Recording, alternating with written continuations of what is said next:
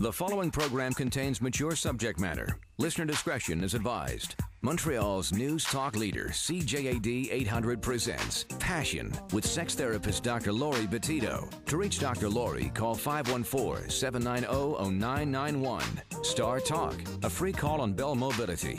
And 800-491-CJAD. Now, here's Dr. Laurie.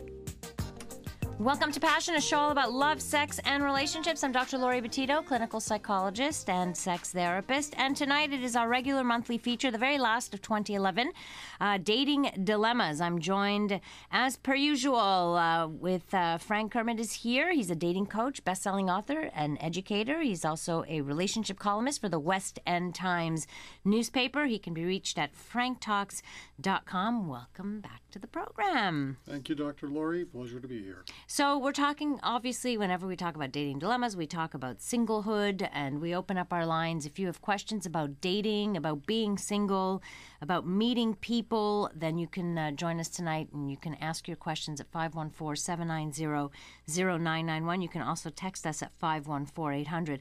One of the things that's really, really difficult at this time of year, and I've had a few people come into the office pretty devastated in the last week because of a breakup.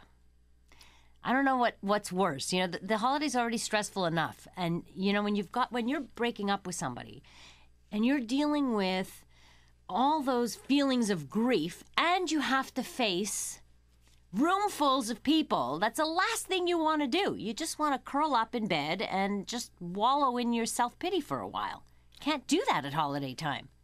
The holiday time is one of the worst times for people to break up. But part of the problem is that the holidays are also a time of reflection.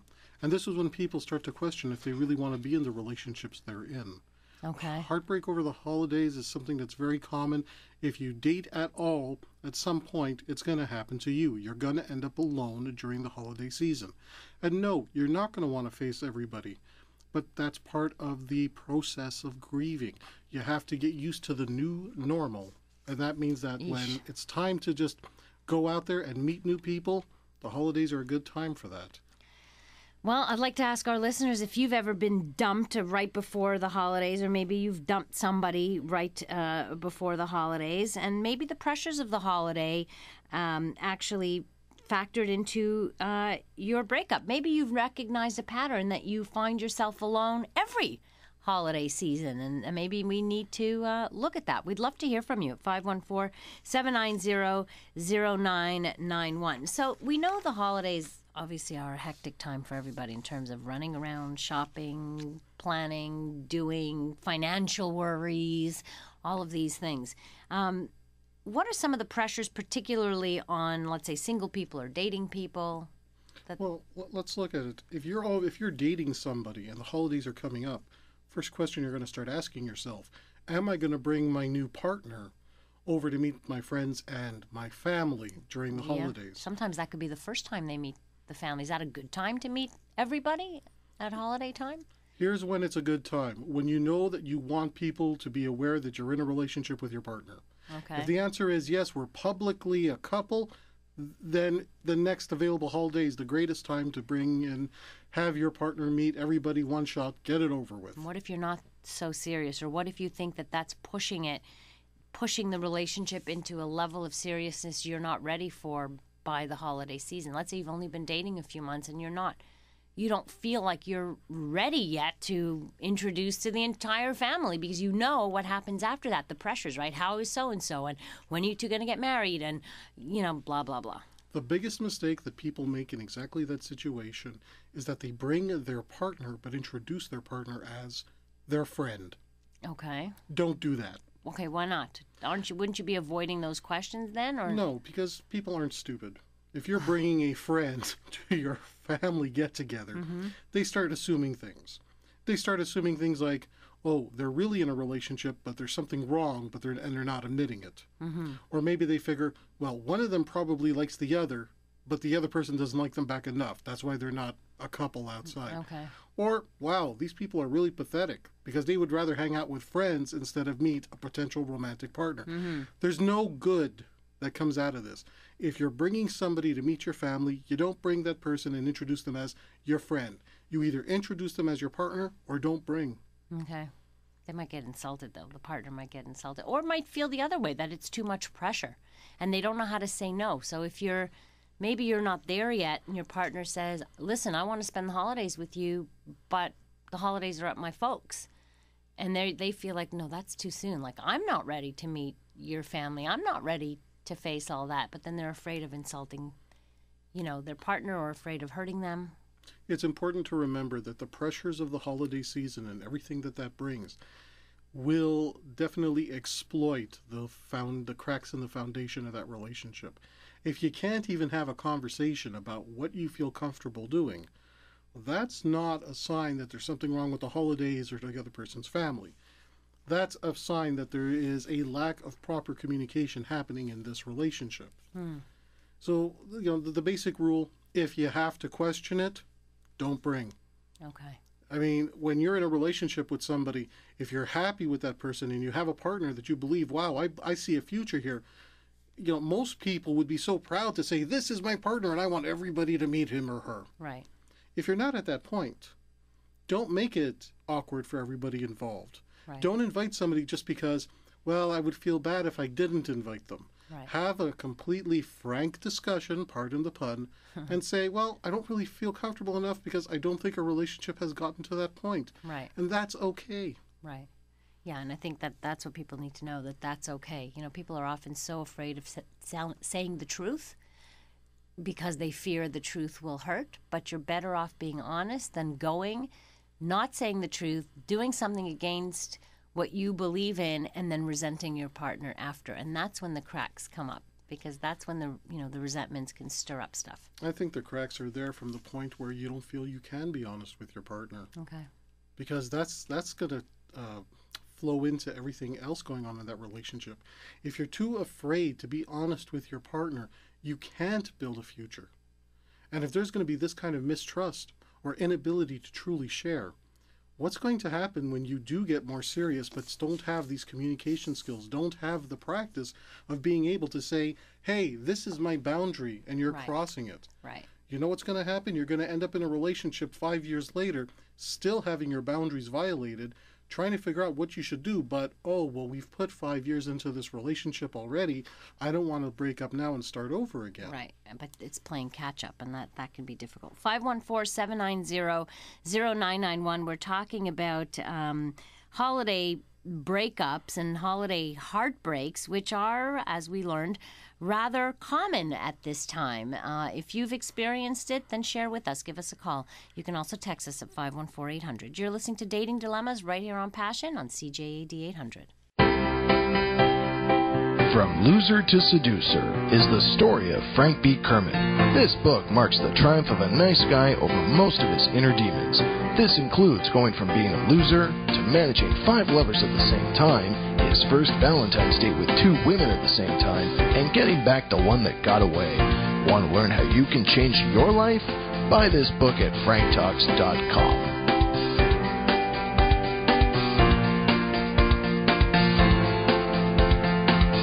This is Passion with Dr. Laurie Bettito on Montreal's News Talk Leader, CJAD 800.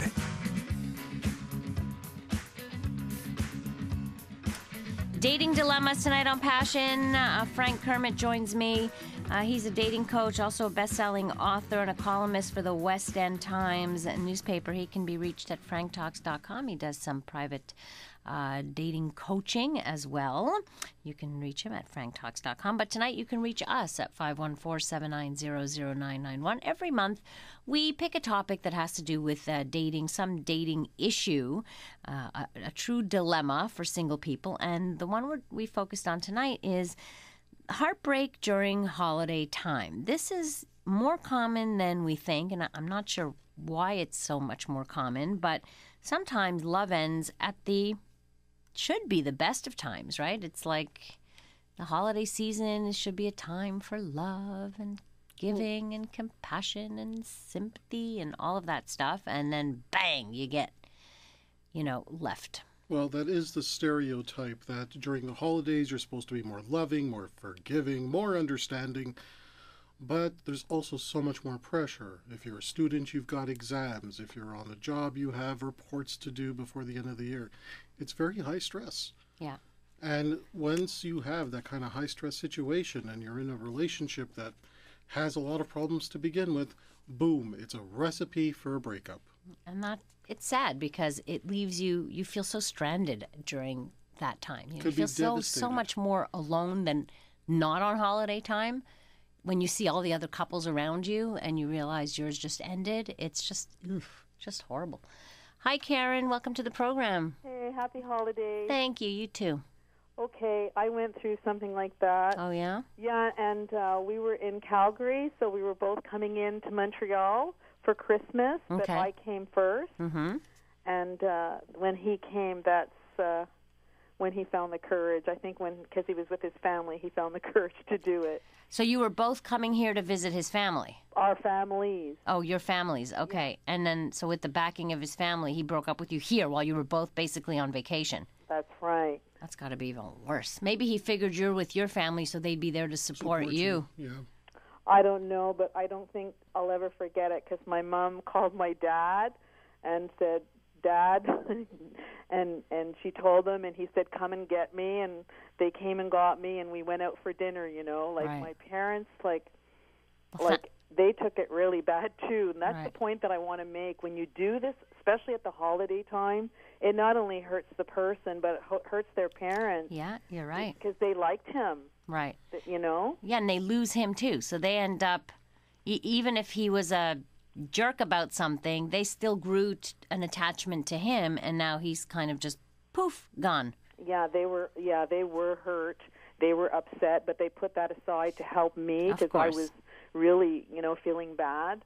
My parents were just wonderful, really, really wonderful. They understood, and Well, thank goodness for family support. Maybe that was his way, of maybe he did it because he knew you'd be with your family, and this was a better time than if you were away from your family back in Calgary where you didn't have them to support you. I never thought about that, and I'm glad that you pointed that out. But the thing was, and it was hard going back to Calgary because, now we have to separate and everything. But the thing was, he kept, I moved and everything, but he kept coming after me, and that's what I really resented. How could you do that to me and my family? And then you're looking for me in Vancouver, and you know what I mean? You're right. coming by my place of work. You're coming by. Sound- That I didn't understand. Sounds a little disturbed there. Yeah. Yeah, there's some unfinished business with him, and he probably has some sort of inability to make a decision, stick with it, move on. Maybe he, at that point, just hated the idea of being alone. Well, he had got in touch with his previous girlfriend and got back with her, and they got married, and I don't know where they are today, but I'm just saying it was... Yeah, probably Frank is right. He had a difficult time being alone, so when you told him to get out of here, I don't want to do this, he probably ran to the closest woman to him, which was an ex, I guess. Yeah, well, she was in the picture before. I found out by accident. She was in the he was pursuing her before the breakup. And yeah. All right, so he was a jerk, is what you're saying, Well, Karen. I guess so. I never thought about it, but boy, am I ever glad I called because I feel a lot better now. Good. I'm so happy. Karen, have a good holiday. Okay. All right. Bye-bye Bye-bye. now.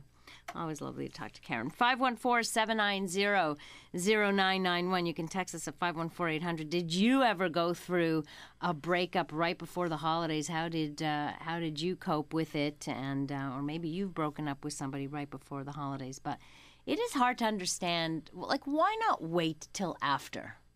Although even, when I think about it, waiting till after or before. If you wait till after, you're thinking, you mean you let me go on believing everything was perfect and wonderful and with our families, and it's kind of the picture perfect Christmas scenario. Mm-hmm. And then right after the holidays, boom, you tell me you don't want to be with me. I think it's unethical.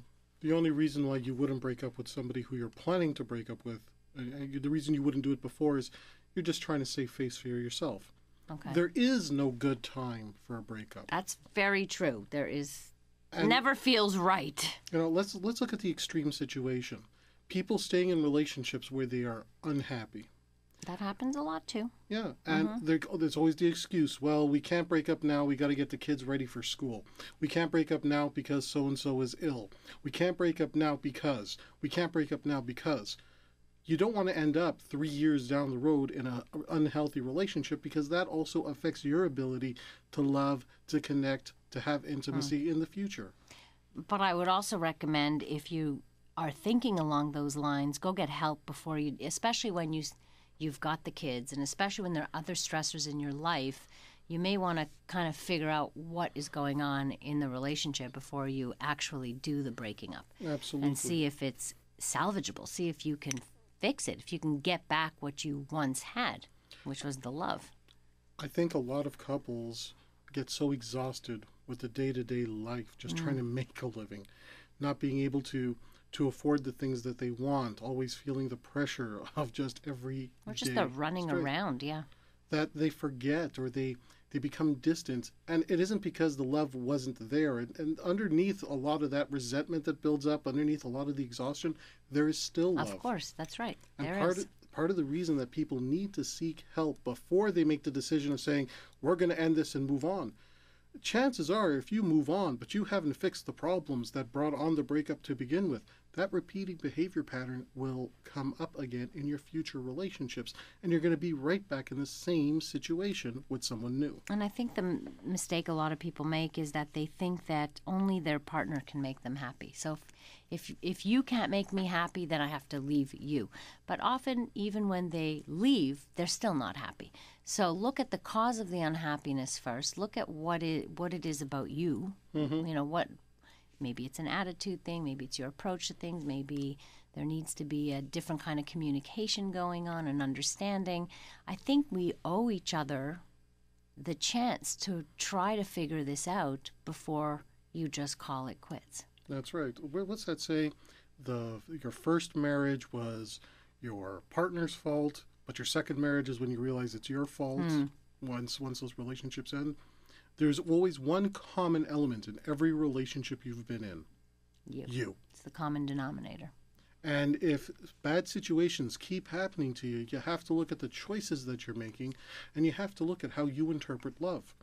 This is very important, because if you interpret love in some form of unhealthy dynamic, when I say unhealthy, I mean emotionally unhealthy dynamic, you won't be able to appreciate a good emotional dynamic, because you're not going to feel the same sense of attachment.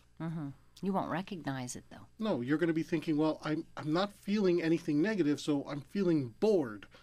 And even though it's a great person I'm with, and even though I'm receiving some attention, yeah, but I just don't feel the spark. I don't feel the chemistry. Well, the reason you don't feel the spark and the chemistry isn't because it's not there.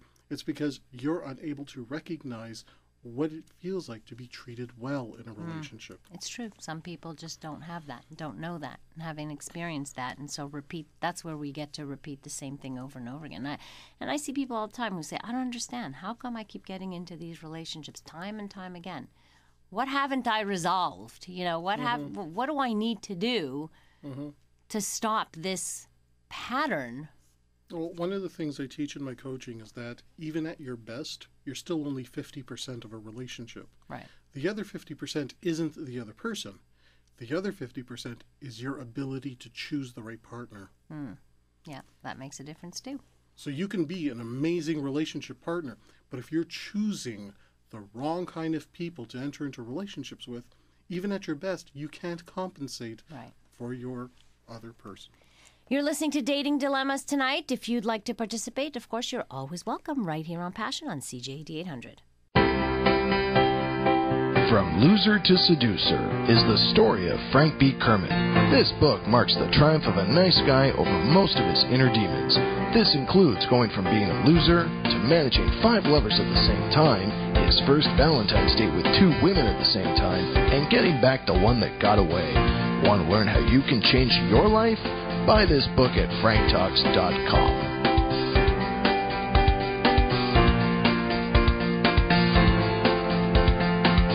This is Passion with Dr. Laurie Betito on Montreal's News Talk Leader, CJAD 800.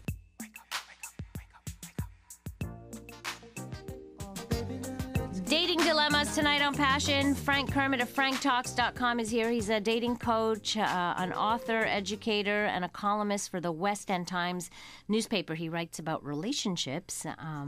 That's what he does best, franktalks.com.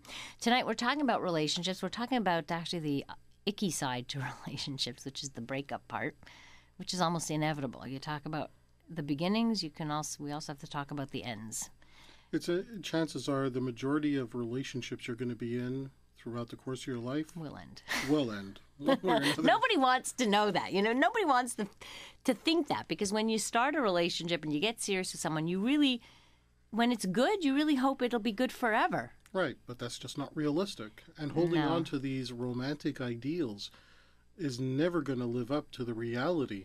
And even when you do love your partner and you do have a special connection and you want to have a future with this person, you got to know that you're going to get sick, you're going to catch cold, you're going to have bad days, you're going to struggle with work, you may struggle with money, and then the kids and the pets and the landlord. Or the mental illness or physical illness. I mean, there's all kinds of things you could be struggling with in a lifetime. If you're going to start thinking long term, can this work long term? That's where you have to start looking at compatible values. That's when you have to start looking at whether or not you want the same type of future together. Right. As opposed to trying to change your partner into what you would want. Right. And often I'll, meet with couples or talk to people who go into a relationship. They know they don't want anything more serious, but their partner doesn't seem to know that.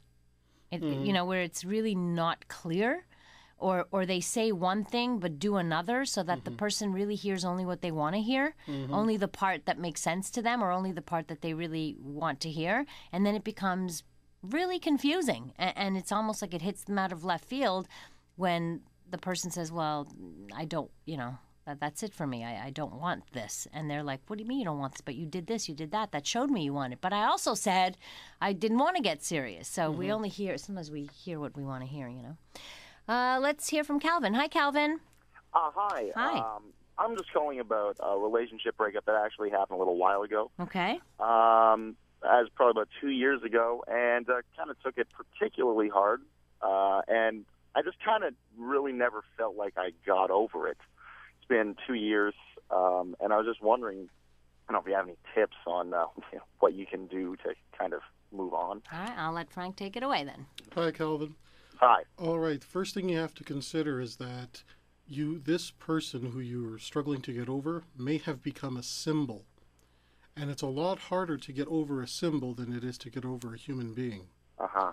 So the fact that the two of you are not together is a sign that this was not the right person for you. However, if she became a representation for everything that you would want in a relationship, that's a lot harder to mourn because you're mourning a myth. Do you understand what I'm saying? You're saying my ex-girlfriend is an archetype?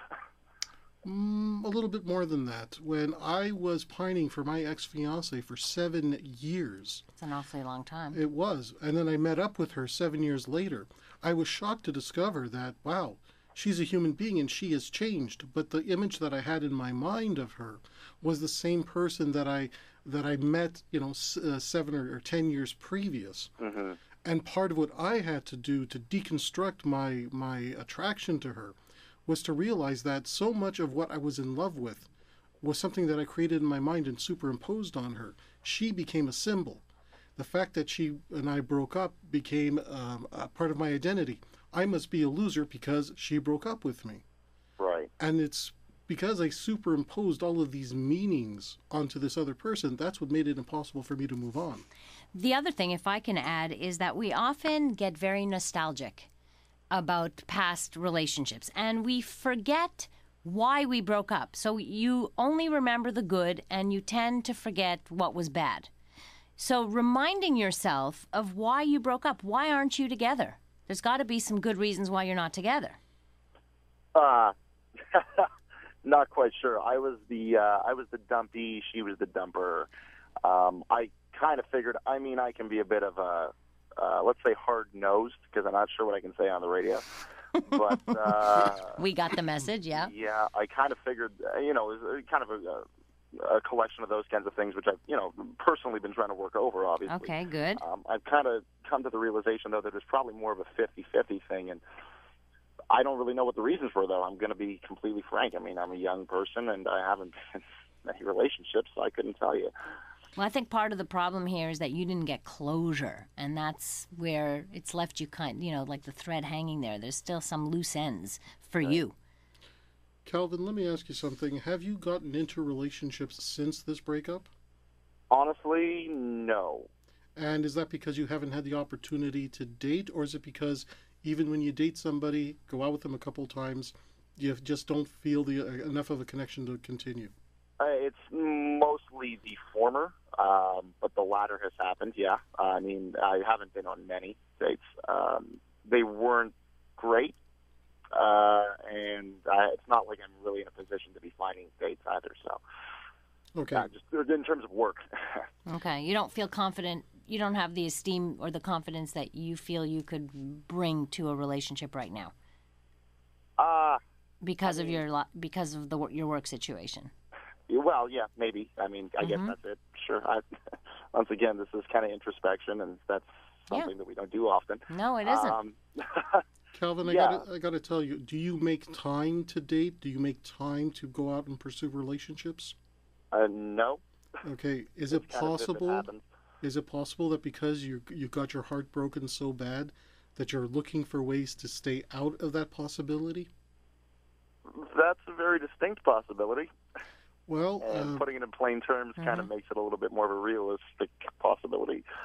Okay, something that I can tell you, having gone through this process, keeping yourself out of dating new people and meeting new people and having new experiences and getting new memories to replace the old ones, staying out of that loop is part of why it's so difficult to get over the first one. Well, how do you get back into that loop? That's a great question. Yet you start off by dating who wants to date you until you learn the social skills so that you can start dating the people you want to date. Right. Okay, I'll give you a quick example here. I once took a girl up onto Mount Royal, drove up there, blanket, a candle. It was a really nice romantic time. We broke up. Well, how do I replace that memory? Because I really missed that first girl. The next girl I date, even though we really didn't connect that well, I still took her on the same exact date so that I lost the major attachment. Every time I went back up to Mount Royal, I didn't feel bad again because I'm remembering the first girl. I just know that no matter what girl I date, I'm going to take her up the mountain. It was no longer sacred. Exactly. No longer sacred. And that's what Frank was talking about, the myth, where you create that myth in your mind where she becomes this sacred, all perfect woman that you somehow lost. Right. So you need to get out there and also do the work on yourself because, it is 50-50 and you did contribute to this breakup because obviously she had some complaints. Yeah. She didn't do it for nothing. So you need to listen to what was it because maybe you'll hear, and I'll tell you, when I see couples who have been married multiple times and they're in trouble, I often ask, well, what did your first wife complain about? Well, guess what? The second wife and the third wife complained about the exact same things. So you want to find out, use that information to grow for yourself so that you're not repeating that in new relationships. Right. So you're right about when you said the word introspection, that's exactly what you need to do. Use that time for the introspection. One last thing, Calvin. Here's a perspective you might want to consider. You don't go out on dates to find your soulmate. You go out on dates to learn about yourself. Yeah, that's true. That's a very good approach to dating. It's a whole lot less pressure. Exactly, because when I went through my development, I was no longer dating all these women because, okay, if I date this woman, she might be my soulmate. I was dating these women to find out what are my boundaries really. I may say that I want a certain type of relationship, but you only know once you're in it. Learn about yourself through dating. Good advice, Frank. Calvin, good luck to you. Thank you very much. Keep us posted. All right, bye-bye now. 514-790-0991. Dating dilemmas tonight. If you've got a dilemma you want to talk about in terms of dating, then give us a call right here on Passion on CJAD 800. From Loser to Seducer is the story of Frank B. Kermit. This book marks the triumph of a nice guy over most of his inner demons. This includes going from being a loser to managing 5 lovers at the same time, his first Valentine's date with 2 women at the same time, and getting back the one that got away. Want to learn how you can change your life?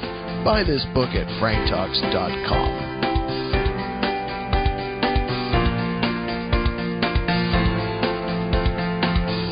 This is Passion with Dr. Laurie Betito on Montreal's News Talk Leader, CJAD 800.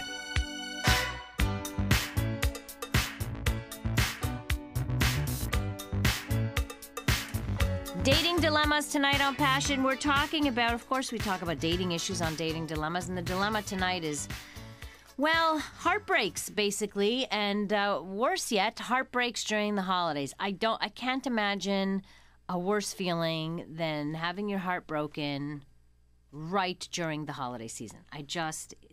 It just seems so callous to me. Well, it may be callous, but just like one of our callers earlier, she had her family around her to support her. And because the holidays is when everybody comes together, what better time to be going through a breakup that you have you're right. Everybody around you. You may have people coming in from out of town. And if the person that you're with waits until after the holidays to break up with you, you might not have that support system. Right. Around. So you don't think it's better to wait after the holidays? I think people staying in relationships that they don't want to be in is more damaging than actually breaking up with them during the holiday season, because it gets them used to a behavior pattern where they are, I guess the word is, they are content with being miserable. And that's not good. And nobody wants to be with somebody who doesn't really want to be with them. That's true. On some level, we feel it, we know it. That person just doesn't want to be with me and it drives me nuts. Nobody wants that. Right. Because it gets you used to the idea that maybe I'm not lovable. Who wants to go through the holidays thinking maybe I'm not lovable? But just the stress, even when you're, let's say you're not breaking up, but your partnership is going through some really rocky times, or you're confused about what it is that you want, or that's a difficult place to be in at holiday time, when you have to put the smiles on, you have to entertain, even though you don't feel like being with people. You may want to talk to your partner, and there's no opportunity to talk because it's so busy, but and families coming in, and but that's life. Think of the holidays as a test. Can you survive the holidays? Then your relationship has a shot of lasting long term. But if your relationship can't even stand the pressures of the holidays, which, in comparison to what's really out there, come on. It's life. You're going to be doing that in all areas of your life. That's true. Hi, Bob. Welcome to the show. Hi. Hi. Yeah, well, I'm going through pretty much what you guys are talking about. Oh, really? Yeah. I'm sorry to hear that. I really am. Yeah. She left in August for a job interview, was what she said. Mm-hmm. And I found out that she got engaged on the 24th of November. Oh. After a 10-year relationship. Whoa. Well, now, were you in you were in a long-distance relationship at that point? I thought I was. You thought you were? Interesting. Right. Yeah. And so she maintained contact with you as if you were in a relationship? That's right. Until the 24th, which I found out through a friend of mine on her Facebook account that she got engaged with another man. That's horrible. Absolutely horrible. Yeah. What a blow. Yeah, it's pretty hard. How have you been dealing with this? Well, it's been kind of traumatic for me after a 10-year relationship to just end like that, Mm-hmm. Tried talking to her, but I don't think she has the heart yet to actually express exactly what happened. She did text me on my birthday, which kind of made me feel a little bit better, which was on the 10th of December. Mm-hmm. But other than that, yeah. She didn't give you any... What happened was she said that she needed time. She'd been going to school for a long time. She just finished McGill. Mm-hmm. And, yeah.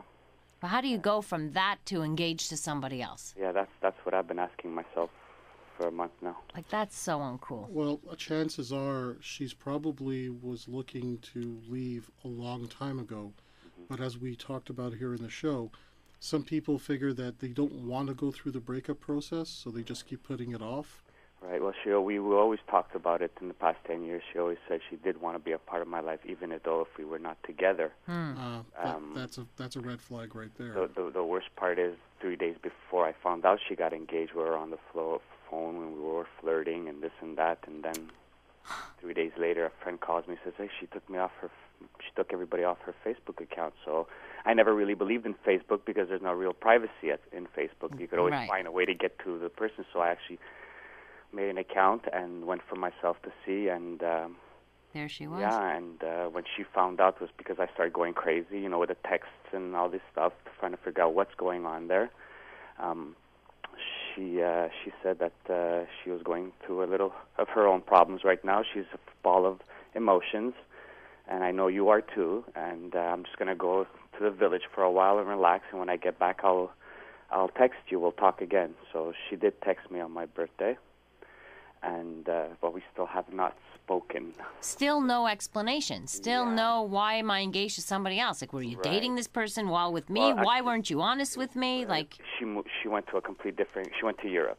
Mm-hmm. So from August to the 24th, we get engaged, and 3 months later. Yeah. It must have, It's not like she met. I found out the whole story, and it doesn't make a lot of sense to me because knowing her. Being with her for 10 years, you kind of get to know a person. Sure, or you think you know him. Exactly. This is actually sounds like a major intimacy issue because she's with you for 10 years, but she's constantly saying things like, "I still want you in my life, even if things don't work out." That's correct. And this is a red flag. When people start talking like that, they're basically trying to subcommunicate, "I don't think we should be together, but I don't have the courage to break it off. So I'm going to give you these signs so you'll break up with me and I don't have to be the bad guy." Right. Okay. And she was the bad guy. She was. Now, Bob, I really feel for you here. I want you to understand that this is not an end to your ability to love. There's a lot you can learn from this experience. Yeah. And one of the things that we can look at is that for a long time, you were with somebody who basically kept hinting that they didn't want to be there long term with you romantically. And on some level, you were okay with that. Okay. And that's not fair to you. Yeah. And also to have this long distance, I mean, were there plans of reconnection at some point? What were the long-term plans? Well, what she said is she's just going to go and stay at a monastery for a while, give herself to God, let her relax because she's been having her own little issues. She's had OCD for a while, and she's very stressed. The school stressed her out. I told her don't go back, but she wanted to go back to get a teaching degree. So sounds like instead of going to a monastery, she went to the arms of somebody else. Yeah, and it was he wasn't even there until the 21st because he was working in another country. And when he came back, what I found out is she was talking to him on Facebook for a while. Okay. And when he came back on the 21st, 3 days later, they got engaged. It all sounds quite fishy to me, and she doesn't sound healthy to me either. No. So it sounds like has her own psychological issues to deal with. You say she's OCD, so she's probably also highly anxious and has other things going on, maybe depression. That can make people do crazy things, like really do impulsive things, and she may have seen him as a savior somehow, from a distraction from all of what she was feeling, and which she couldn't maybe get from you because you're kind of there. You've been there throughout all of this. You weren't a distraction enough. Right, and I didn't really take the time to really understand OCD. I found it more as I did not understand what OCD was until she left and actually started doing the research. And while we were talking the 3 months, trying to tell her, look, I found the best doctor in Montreal. He's affiliated with McGill, affiliated with the Royal Victoria. Mm-hmm. And this is her name, and this is what you have to do. Yeah, come and get some treatment. Yeah, I'll hold you by your hand, and we'll go, and I understand now, but I think she probably made that choice before. Yeah. And I think it was a bit too late then. Well, Bob, you know what? Sounds like she's got a lot of work to do on her own. Yep. It's too bad that you ended up, suffering some of those consequences. But that's what happens, unfortunately, when one partner is also mentally ill. Yeah. Bob, just very quickly, one thing to remember. What happened to you, what she did, is not a reflection of your value as a person. And I've been trying to repeat that to myself lately. Okay? What somebody does to you is not what you base your identity on. You base your self-identity on the actions you take from here on in. Yeah. All right? It doesn't say anything about you. Okay. Don't take it personally like that.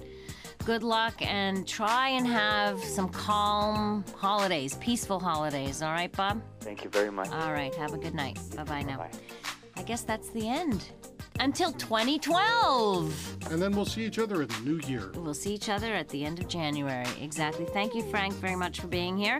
And if anybody wants some coaching, Frank does that. Dating coach at franktalks.com. You can get in touch with him. You can get in touch with me by email, passion@cjad.com. You can also follow me on Twitter at Dr. Laurie Sex Talk. And tomorrow night, we've got Dr. Clifford Albert in the house. We're going to give you some last-minute holiday beauty tips for you, and we'll catch up with you then. A very big thank you to Mike Babbins in Master Control. News is coming up next, followed by the CJAD Comedy Show. Have a great rest of the night, and please remember, life is short, so take the time to smell the flowers and indulge your passions. Frank Talks is sponsored in part by the book, I'm a Man, That's My Job, The Philosophy of a Seducer. Your inner game is as unique and personal as your signature or your fingerprints. This book provides you with the means to create your own seduction persona. By this, learn what it means to be a man and attract the women you want. Learn about how men and women think differently and how to take the lead in a relationship. This book is for you at franktalks.com.